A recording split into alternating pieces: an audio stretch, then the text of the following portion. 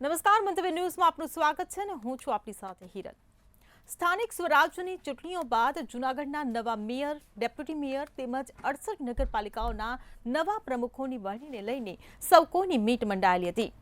ત્યારે ગતરોજ ગાંધીનગર કમલમ ખાતે CR પાટીલની ઉપસ્થિતિમાં જિલ્લા પંચાયતના પ્રમુખોની એક બેઠક યોજાઈ હતી અને તે બેઠકમાં જૂનાગઢના નવા મેયર, ડેપ્યુટી મેયર તેમજ 68 નગરપાલિકાઓના નવા પ્રમુખોની પસંદગીની ચર્ચા કર્યા બાદ આજથી વિધિવત રીતે વરણીની પ્રક્રિયા શરૂ કરાઈ। ત્યારે આ વરણીને લઈને પ્રમુખોની જે જાહેરાતો કરવામાં આવી તેમાં ક્યાંક ખુશી તો ક્યાંક ગમ પણ જોવા મળ્યા છે। ઠેર ઠેર ભાજપની સત્તા તો ક્યાંક કોંગ્રેસના પ્રમુખની જાહેરાત કરવામાં આવી તો મોટાભાગે મહિલાઓના હાથમાં સત્તા સોંપાઈ છે। લગભગ ચિત્ર સ્પષ્ટ થઈ રહ્યા હતા ત્યારે વરણીઓના વરસેલા વરસાદમાં જોવા મળી જે કहीं ખુશી કहीं ગમની પરિસ્થિતિ તેની પર જ કરીશું આજનો સીધો સંવાદ।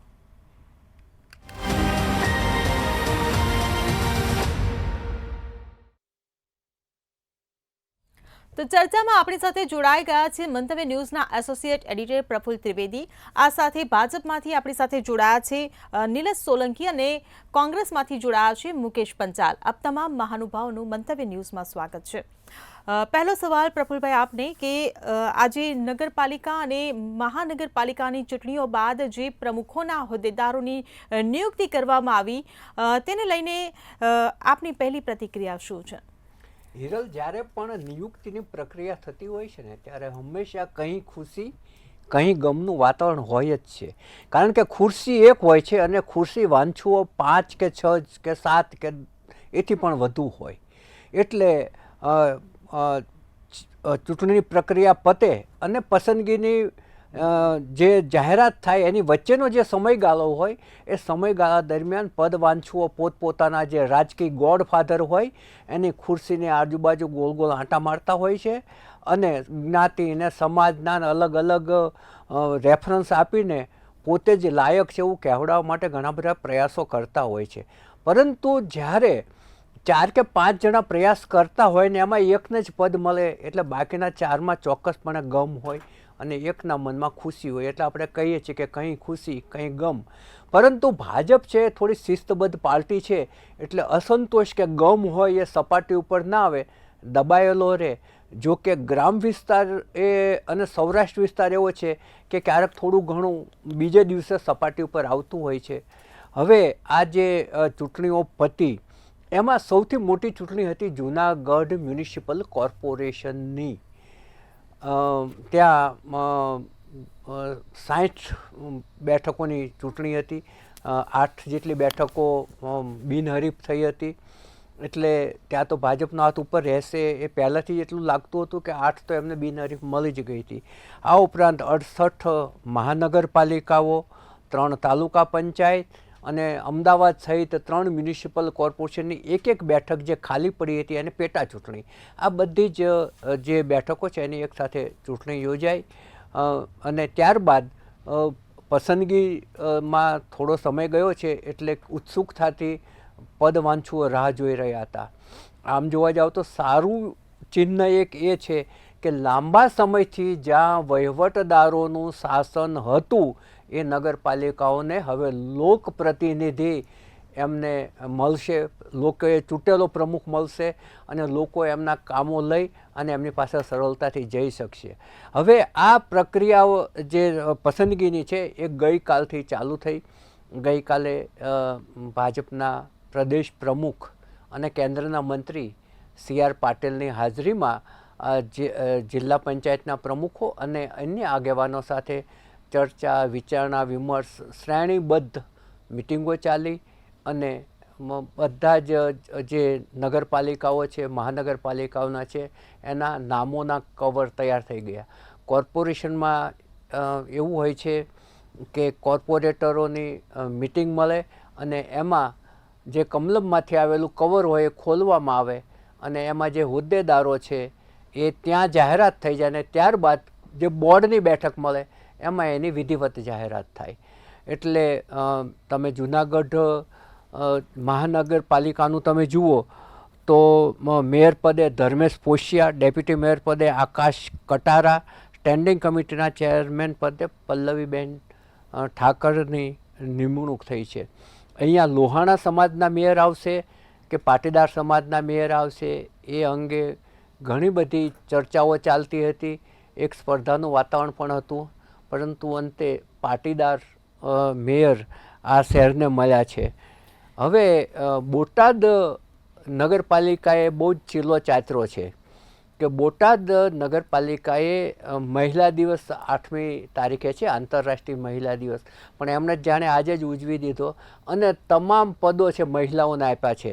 એમાં જે પાલિકાના પ્રમુખ, ઉપપ્રમુખ, કારોબારી ચેરમેન એટલે સ્ટેન્ડિંગ કમિટીના ચેરમેન અને તમામ કમિટીઓના ચેરમેનો મહિલા નિયુક્ત કરવામાં આવી છે. ધર્મિષ્ઠાબેન જોટાલિયાની પ્રમુખ પદે નિમણૂક કરવામાં આવી છે. આમ પણ શરૂઆતમાં જે નામો જાહેર થયા એમાં મહિલાઓનું બાહુલ્ય રહ્યું છે. જો શરૂઆતના જે 37 નગરપાલિકાઓ જાહેર થઈને એમાં 22 જગ્યાએ મહિલાઓ છે અને 15 જગ્યાએ પુરુષ પ્રમુખો છે. એટલે મહિલાઓનું બાહુલ્ય રહ્યું છે. જે નરેન્દ્રભાઈ મોદી મહિલા અનામત દાખલ કર્યા પછી મહિલાઓના જે તખતો છે એને પ્રોત્સાહિત કરવા માટે, મહિલાઓ રાજકારણમાં આગળ આવે એ માટે જે કન્યા કેળવણી, બેટી બચાવો, બેટી પઢાઓ, જે જાહેરાતો થાય છે મહિલાઓની તરફેણમાં, એ આ રિઝલ્ટમાં અને પસંદગીમાં પણ જોવા મળે છે. તમે જુઓ કે જૂનાગઢ જેવા કોર્પોરેશનમાં મહિલાને સ્ટેન્ડિંગ કમિટીના ચેરમેન બનાવ્યા. કોર્પોરેશનની અંદર સ્ટેન્ડિંગ કમિટીના ચેરમેનનું પદ સૌથી મહત્ત્વનું હોય છે, કારણ કે નીતિ વિષયક નિર્ણયો મેયર લેતા હોય છે. સ્ટેન્ડિંગ કમિટીના ચેરમેન છે એને વિકાસના કામોના નિર્ણયો લેવાના હોય છે, બજેટ વાપરવાનું હોય છે. એટલે અત્યંત મહત્ત્વનું જો પદ બની જતું હોય તો સ્ટેન્ડિંગ કમિટીના ચેરમેનનું છે. એટલે મહિલાઓનું બાહુલ્ય રહ્યું છે અને જે કંઈ ખુશી કંઈ ગમ, કોઈ જગ્યાએ અત્યારે પેંડા વેચાય છે અને કોઈએ તો નવા જબ્બા સિવડાવી રાખ્યા હશે, નવી સાડીઓ ખરીદી લીધી હશે, એ લોકોના મનમાં ચોક્કસપણે ગમ હશે. જી બિલકુલ. નિલેશભાઈ, હું તમને પૂછવા માંગીશ કે હોદ્દેદારોની નિયુક્તિની જ્યારે જાહેરાતો થઈ તેને લઈને ક્યાંક ખુશી તો ક્યાંક ગમ જોવા મળ્યા. કેટલાકના સપના તૂટી ગયા આ હોદ્દેદારોની નિયુક્તિ માટેના, પરંતુ છડેચોક ક્યાંય એ નારાજગી જોવા નથી મળી. પણ સવાલ એ થાય કે મનમાં ને મનમાં ક્યાંક તો ખચવાટ રહ્યો હશે, ક્યાંક તો દુઃખ કે પીડા થઈ હશે. હિરલ મંતવ્યને દર્શક મિત્રોને નમસ્કાર. જે રીતે આપનું ટાઇટલ છે કે કહી ખુશી કહી ગમ, કે જે રીતે ભારતીય જનતા પાર્ટી જનસંઘથી માંડીને ભારતીય જનતા પાર્ટી 1980થી જે સ્થાપના થઈને એ પછી સતત કાર્યકર્તાઓની સિંચતી આવી છે અને આ કાર્યકર્તાઓની પાર્ટી છે કે જેને દેશની રાજકીય પાર્ટીઓને બતાવી દીધું કે 200, 200 અને 300 અને અત્યારે અમે ત્રીજી વાર સેન્ટ્રલમાં અને ગુજરાતમાં પણ ઘણા સમયથી અમારી સરકાર ચાલે છે. અમારા માટે જે કાર્યકર્તાઓનું જે આખું એક ગઠબંધન હોય છે કે જેમાં કોને પ્રમુખ બનાવવા, કોને ટિકિટ આપવી, આ બધું જ છે ને એક પાર્લામેન્ટરી બોર્ડ અમારું નક્કી કરે છે. કે જેમ કે ગુજરાત રાજ્યનું પાર્લામેન્ટરી બોર્ડ હોય, એ દિલ્હીનો એક પાર્લામેન્ટરી બોર્ડ હોય, એ રીતનું એક કામ કરતા હોય. જે રીતે ખૂબ જ સારું એવું સ્થાનિક સ્વરાજમાં જેમાં કહેવાય કે એક જ નગરપાલિકા અમારાથી છૂટી ગઈ કે અમારાથી ક્યાંય કોઈ જગ્યાએ એ કામકાજમાં કે સેવામાં ક્યાંય ઉણપ આવી હશે તો એ કોંગ્રેસના ફાળે ગઈ. બાકી બધી જ નગરપાલિકાના 3 તાલુકા પંચાયતને એક મહાનગરપાલિકા અમે જીત્યા. આજે જૂનાગઢના મેયર જે આવ્યા, જે પ્રફુલભાઈએ કીધું એ પ્રમાણે કે જે પ્રમુખો આ જે નવા નિયુક્ત જે વરણી થઈ છે બધાને હું આપના માધ્યમથી અભિનંદન પાઠવું છું. પણ આ પાર્લામેન્ટરી બોર્ડ આખું એક ગઠન કરે છે, કોને પ્રમુખ બનાવવા. સતત સવારે 9 વાગ્યાથી સીએમ સાહેબના ત્યાં મિટિંગ ચાલી હતી 4 માર્ચે અને સાંજે 9 વાગ્યા સુધી એટલે મોડી રાત સુધી મિટિંગ ચાલી હતી. અને એમાં બધા જ પાર્લામેન્ટરી બોર્ડના સદસ્ય નક્કી કરે છે કે અહીંયા આ પ્રમુખ હશે, આ પ્રમુખ હશે ને એ નામ નીચેથી ગયા હોય, ટિકિટો આપી હોય. એટલે આખું અમારી એક શિસ્તબંધ કહેવાય કે આવી કદાચ કોઈ બીજી પાર્ટીમાં આવું જોવા નહીં મળે. આ રીતે કે કોઈ એક વ્યક્તિને જ્યારે કંઈ મળે છે તો સ્વાભાવિક છે કે બીજા વ્યક્તિને દુઃખ થાય, પણ એ વ્યક્તિને વધારે દુઃખ નથી થતું. એ તરત જ પછી એ કમળના ધ્યાન આપીને એ નરેન્દ્ર મોદીજીના વિચારોના સંકલ્પને આગળ વધારીને કામ કરે છે અને તરત જ એ બીજા જ દિવસથી એ કામે લાગી જાય છે. જેમ કે ટિકિટમાં પણ આપણે જુઓ કે બધાને ટિકિટ નથી મળી શકતી. કોઈ 10 વ્યક્તિ હોય એમાંથી એક વ્યક્તિને જે ટિકિટનું મેન્ડેટ મળે છે, બાકીના 9 એને સપોર્ટ કરે છે. એ જ રીતે કે નવા પ્રમુખો છે, ઉપપ્રમુખો છે, આ લોકોને પણ એક સારી એવી પાર્ટીએ જવાબદારી સોંપી છે. તો બાકીના લોકો નથી બન્યા તો કંઈ વાંધો નહીં, તો એ લોકોને એ સપોર્ટ કરશે ને આગામી દિવસોમાં પણ એ પાર્ટી એમને જોશે, એમનું સારું કામ હશે, સારી એવી એમની નિષ્ઠા હશે તો ચોક્કસથી એમને પણ ચાન્સ મળશે. પણ જે રીતે આ સમગ્ર અમારી આખી જે પ્રક્રિયા હોય છે એ પ્રક્રિયા પારદર્શક હોય છે, નિષ્પક્ષ હોય છે અને પ્રધાનમંત્રી મોદીજીથી માંડીને અમારા પ્રદેશ અધ્યક્ષ CR પાટીલ સાહેબ અને મુખ્યમંત્રી શ્રી ભૂપેન્દ્રભાઈ પટેલના નેતૃત્વમાં જે સેવાના કામો કે જ્યાં ઇલેક્શનમાં આવ્યા હોય, જ્યાં આચારસંહિતામાં અટકી ગયા હોય, એ કામો ફરીથી એ જ ગતિથી આગળ વધે છે. અને જે રીતે 33% મહિલા અનામત જે અમે લાવ્યા કે આ સરકારે ખરેખર હિરલ કરી બતાવ્યું કે 33% મહિલા અનામત કેમ ના મળવી જોઈએ. કોંગ્રેસે તો એના તાકાતમાં એ અસફળ રહી, પણ અમે બંને સદનમાં લાવ્યા અને થોડા જ સમયમાં મહિલા દિવસ છે કે જેમાં અત્યારે હાલ અમે 22 જગ્યાએ મહિલા અને 15 જગ્યાએ પુરુષ પ્રમુખો આપ્યા છે. તો મહિલાઓની તમે વોટિંગ શેર જુઓ છો ને તો દરેક રાજ્યમાં મહિલાઓનું પ્રાધાન્ય કમળને બટન દબાવવામાં, કમળને વોટ આપવામાં, મોદીજીના વિશ્વાસમાં વિશ્વાસ રાખવામાં ખરેખર બહુ આગળ છે. અને એવું નહીં, 3 તલાક કાનૂન પણ અમે લાવ્યા. ભલે લોકો વિપક્ષ કહે કે ભાઈ આ ભારતીય જનતા પાર્ટી અમુક સમાજો વિરુદ્ધ છે, નથી. સૌથી વધારે મહિલાઓ, મુસ્લિમ મહિલાઓની પણ અમને વોટ આપ્યા છે ને એટલા માટે આ તમે જો બધી જ રાજ્યમાં અમારી સરકાર સ્થાપિત છે. કોંગ્રેસ ક્યાંય નથી. કોંગ્રેસનો તમે જો કે એક નગરપાલિકા છે એમાં પણ નામ કદાચ ડિક્લેર કરશે પછી ખબર પડશે કે શું થાય છે. પણ અમે અમારી વાત કરીએ છીએ કે અમારી જોડે શ્યામા પ્રસાદ મુખર્જીના સિદ્ધાંતો, અટલજીના સિદ્ધાંતો, અડવાણીજીના સિદ્ધાંતો એ ઉપર અમારી પાર્ટી કામ કરી રહી છે. નિલેશભાઈ, તમે તમારી વાત કરી, હવે મુકેશભાઈનો પણ જવાબ લઈ લઈએ. મુકેશભાઈ, જે નગરપાલિકાઓની જે સ્થાનિક સ્વરાજ્યની ચૂંટણી યોજાઈ એમાં ભાજપનું રીતસરનું બુલડોઝર તો ફરી જ વળ્યું. 92 થી 94% જેટલી બેઠકો પર ભાજપે જીત મેળવી હતી. ત્યારે તમે જે નગરપાલિકામાં જીત મેળવી છે તેની શું પરિસ્થિતિ છે? જો સૌપ્રથમ તો આપણે જ્યારે રિઝલ્ટ આવ્યું નગરપાલિકાઓનું ને એનું, ત્યારે આપણે ભારતીય જનતા પાર્ટીને અભિનંદન આપ્યા કે દેશની જનતાએ જ્યાં જ્યાં ચૂંટણી થઈ, ગુજરાતની જનતાએ ત્યાં ભારતીય જનતા પાર્ટીને સત્તામાં રહેવાનો અને કોંગ્રેસ પક્ષને વિરોધમાં બેસવાનો જનાદેશ આપ્યો છે, આપણે સ્વીકાર્યો. અમે જે એક નગરપાલિકા છે એની જે સ્થિતિ છે એ મોડી મંડળથી માંડી અને તમામ ત્યાંના નેતાઓ એની નજર હેઠળ છે ને એમાં કઈ બીજો પ્રોબ્લેમ છે નહીં. પણ જે રીતે ભાજપના પ્રવક્તા સત્તાના મદમાં, હું કહેવાય ને કે જેને અહમ કહેવાય, તેની વાત અત્યારે કરી રહ્યા છે. તમે અત્યારે તમારા પ્રમુખોને, ડેપ્યુટી મેયર ને મેયર ચૂંટવાના હોય, એ બહુ સાહજિક વાત છે કે થઈ શકે ને કરવું જોઈએ.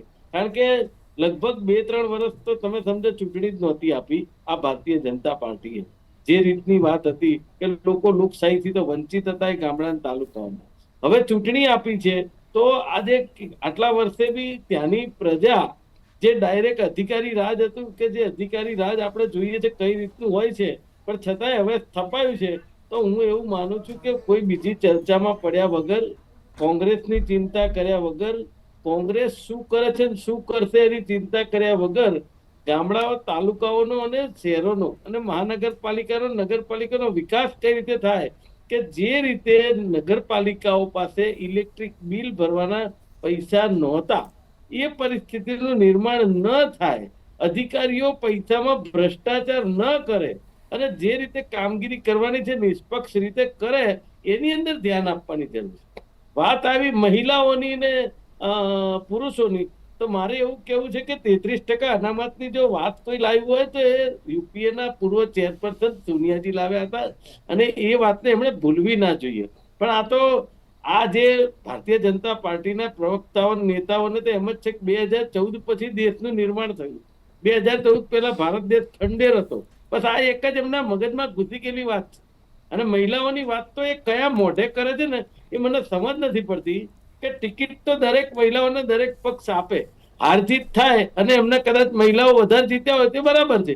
પણ વાત એ છે કે આજ આપણા પ્રધાનમંત્રી જેમણે સ્પેશિયલ બજેટ બોલાવ્યું અને 50% અનામતની વાત કરી મહિલાઓની, અને એમણે તરત જ ગુજરાતમાં બીજે દિવસે આવીને કહ્યું કે મેં રાખી કી ભેટ દેને આયા હું, જેનું ઇમ્પ્લિમેન્ટેશન કદાચ આવનારે 2026માં પણ થાય કે ન થાય, ભૂતો ને ભવિષ્યથી વાત છે હજી.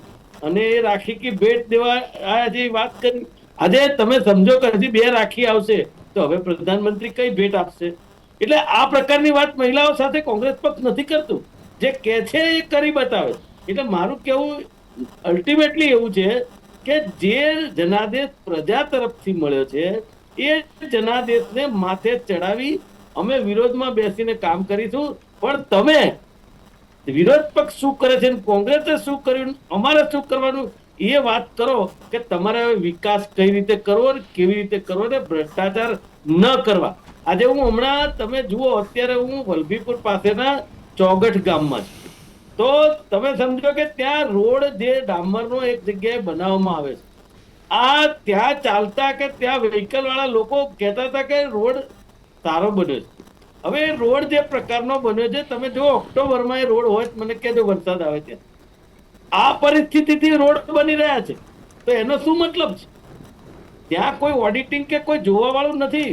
દરેક વર્ષમાં મે મહિના સુધી અને પછી વરસાદ આવે એટલે રોડ તૂટી જાય અને મુખ્યમંત્રી પછી આદેશ કરે કે બધા જ રોડ રીસર્ફેસ કરવામાં આવશે, નવા બનાવી દેવામાં આવશે, એટલે પાછા પ્રજાના ટેક્સના પૈસા ખંખેરી અને તમે પાછા રોડ બનાવવાના. એટલે કહેવાનો મારો મતલબ એવો છે કે જે રીતે જનાદેશ નગરપાલિકામાં, તાલુકા પંચાયતમાં કે જિલ્લા પંચાયતમાં મળ્યો છે, તો ભ્રષ્ટાચાર વગર જે રીતે મૃદુને મુખ્યમંત્રી જે આપના છે ભારતીય જનતા પાર્ટીના, એ કે છે ઝીરો ટોલરન્સ ની વાત, એ રીતે જો વહીવટ કરે તો મને એમ લાગે છે વધારે સારું છે.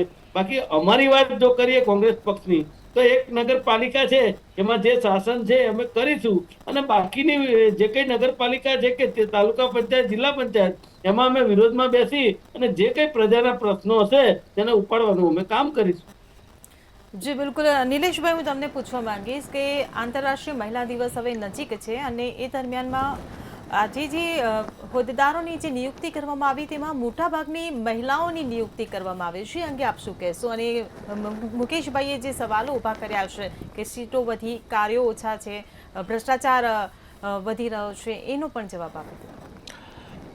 નાચના જાને આંગણ ટેડા હિરલ, કે એમને તમે વાત કરો તો સત્તાના નશામાં આ તે બધા આક્ષેપો કર્યા કરે છે. અરે ભાઈ, હજી તો આજે પ્રમુખો અને ઉપપ્રમુખોની વરણી થઈ છે. હજી તો તમે જુઓ કે આ મહિલાઓને જે પ્રમુખો બનાવ્યા છે, જે પુરુષોને બનાવ્યા છે, એ કેટલું સારું કામ કરશે. અને તમારે વારંવાર પેલું આવી જાય છે કે ભાઈ નગરપાલિકાનું વીજ બિલ કાપ્યું આ તે, તો એમાં પણ રાજ્ય સરકારે ભાઈ એમાં ફંડ આપેલું છે, એમાં પણ કોઈ જગ્યાએ રાજ્ય સરકારનો એક મહત્વનો ફાળો રહે. ભાઈ નગરપાલિકાને એ બુસ્ટર ડોઝ મળે, અને આપણા ભાઈ ઘરમાં પણ કોઈ તકલીફ પડે છે તો ભાઈ મોટા વ્યક્તિ આપણને સપોર્ટ કરે છે, તો એમાં ક્યાં આટલી તમારે બીજી કે એમને કહ્યું કે ભાઈ રોડ તૂટી જાય છે તે, તો આ ભારતીય જનતા પાર્ટીના લોકો વોટ કેમ આપે છે? કોંગ્રેસ એ પોતે શિખામણ લે, સરકારને કે સંગઠનને શિખામણ મને ખબર નથી કે કોંગ્રેસના પ્રવક્તા કેમ શિખામણ આલે છે. એમનું પોતાની પાર્ટીમાં નથી ચાલતું.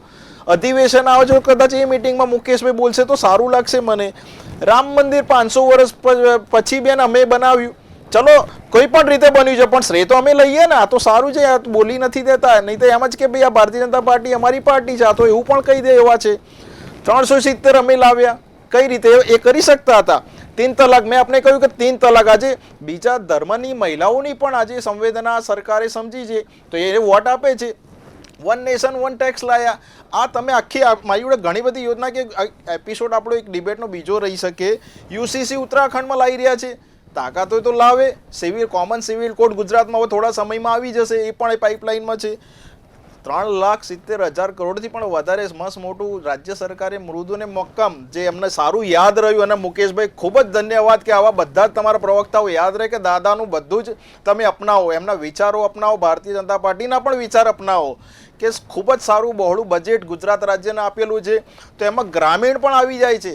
હવે તમે એમ કહેશો કે ભાઈ 370ના ગ્રામીણને શું લેવા દે, તો હું તમને કહું છું કે જ્યારે સમગ્ર ભારતની જીડીપીમાં વૃદ્ધિ દર હોય, અર્થતંત્ર 11માંથી 5મા સ્થાને આવતું હોય ને 5માંથી 3જા સ્થાને આપણે હવે જઈ રહ્યા છીએ, તો એમાં ગ્રામીણનો પણ ભાગ રહી છે મુકેશભાઈ.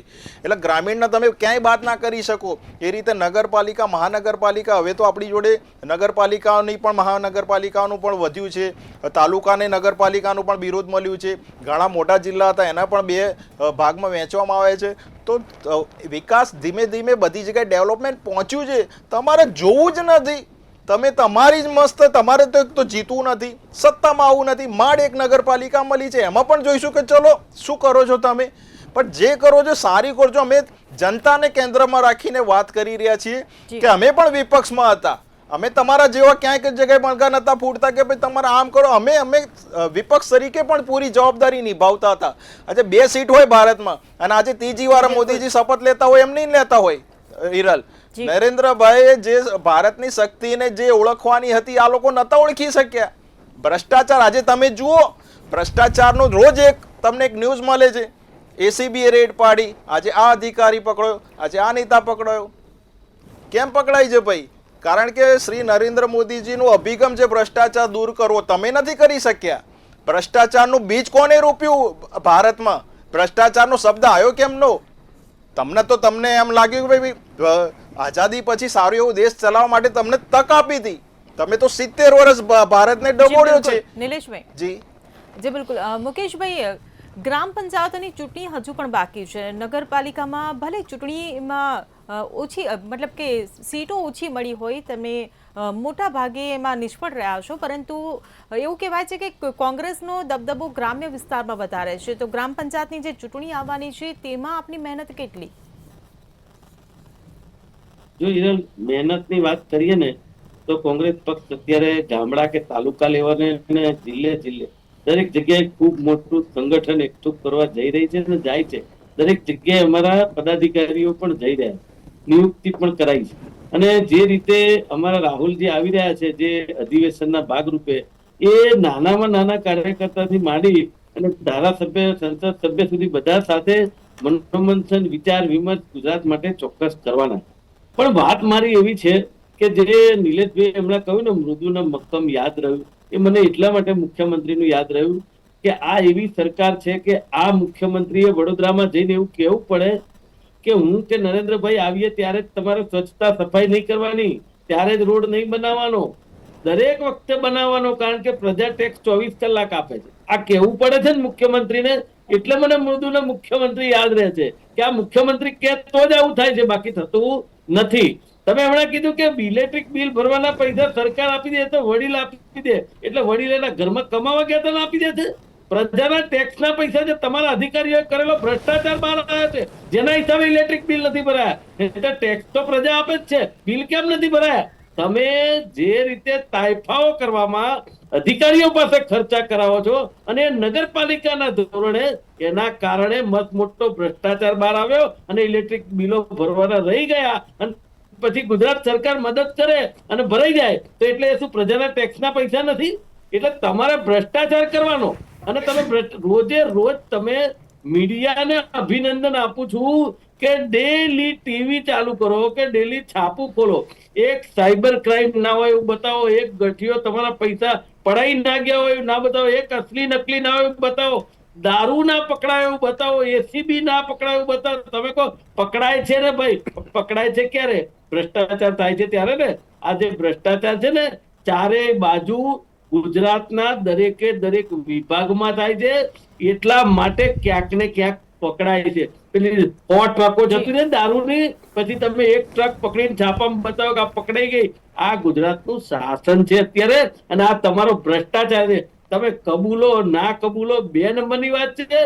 આ ગુજરાતની જનતાએ વિચારવાનું છે, તમને કઈ કહેવાનો મતલબ નથી. હું તો એવું માનતો હતો કે ડિબેટ એટલે એવી ચર્ચા છે કે જ્યાં સરકારની કોઈ ત્રુટિ હોય, વિરોધ પક્ષ વાત કરે અને મીડિયા એને બહાર લાવે ને સરકાર એને સુધારે. પણ તમારા મતે તો સત્તાના મદમાં તમારે માત્ર કટાક્ષ કથાઓ કરવા માટે જો ડિબેટ હોય, આનો કોઈ મતલબ નથી. જી બિલકુલ. પ્રફુલભાઈ, હું તમને પૂછવા માંગીશ કે હાર જીતના પરિણામો બાદ પ્રમુખોની, હોદ્દેદારોની નિયુક્તિ થયા બાદ પણ આક્ષેપ પ્રતિ આક્ષેપ થઈ રહ્યા છે, કાર્યોને લઈને, વિકાસના કામોને લઈને, ભ્રષ્ટાચારને લઈને. સમાપનમાં શું કહેશો? એ તો સતત ચાલતી પ્રક્રિયા છે. ભ્રષ્ટાચારના મૂળ અત્યંત ઊંડા જતા રહ્યા છે ને એનો વ્યાપ એટલો વધી ગયો છે કે હવે કોઈને તે સંપૂર્ણપણે કાબૂમાં લેવાનું અઘરું છે. એક પણ મંત્રી છાતી ઠોકીને એમ કહી શકે એવું નથી કે મારા વિભાગમાં ભ્રષ્ટાચાર નથી થતો. કોઈ નથી કહી શકે એમ. કોઈ અધિકારી નથી કહી શકે એમ કે મારા હાથ નીચેના જે કર્મચારીઓ છે, મારા હાથ નીચેનું જે ખાતું છે એમાં એક પણ ભ્રષ્ટાચાર નથી કરતો એમ કોઈ કહી શકે એવું નથી. એટલે ભ્રષ્ટાચાર છે એનો વ્યાપ વધ્યો છે ને એના મૂળિયા ઊંડા ગયા છે. એટલે ભ્રષ્ટાચાર તો થવાનો જ. અધિકારીઓનું રાજ હોય, વહીવટદાર હોય તો પણ થશે, અને જે ચૂંટાયેલા પ્રતિનિધિઓ હશે તો એના દ્વારા પણ થશે. કારણ કે ભ્રષ્ટાચાર એ 3 ટાયર સિસ્ટમ છે. નેતા ભ્રષ્ટાચાર કરે અને પોતાના ઘરમાં લઈ જાય એક ટાયર, અધિકારી ભ્રષ્ટાચાર કરીને પોતાની તિજોરીમાં લઈ જાય સેકન્ડ ટાયર, અને ત્રીજું ટાયર એ કે બંને મળીને ભ્રષ્ટાચાર કરે અને પછી એ વહેંચણી કરે, મિલકે લૂંટો બાટકે ખાવ. એટલે ભ્રષ્ટાચાર છે એ બહુ સહજ પ્રક્રિયા. પરંતુ હવે એક વસ્તુ સારી છે કે વહીવટદારનું રાજ ખતમ થઈ ગયું છે, ચૂંટાયેલા પ્રતિનિધિઓનું રાજ આવ્યું છે, અને આપણે ઈચ્છીએ કે 4000 જેટલી ગ્રામ પંચાયતોમાં ચૂંટણી બાકી છે ત્યાં ઝડપથી ચૂંટણી થાય અને ત્યાં પણ એમના લોકપ્રતિનિધિઓ મળે. જી બિલકુલ પ્રફુલભાઈ, નિલેશભાઈ અને મુકેશભાઈ, આપ અમારી સાથે ચર્ચામાં જોડાયા એ બદલ આપનો આભાર. નગરપાલિકાઓના ચિત્ર તો મોટાભાગના સ્પષ્ટ થઈ ગયા છે, ત્યારે બાકીના અને ગ્રામ પંચાયતો તેમજ ભાજપ પ્રદેશ અધ્યક્ષની પસંદગી પર હવે સૌ કોઈની મીટ મંડાયેલી છે. ત્યારે આગામી સમયમાં જોવાનું રહ્યું કે કોના પર ઢોળાશે પસંદગીનો કળશ. ચર્ચામાં હાલ બસ આટલું જ. ફરી મળીશું. નમસ્કાર.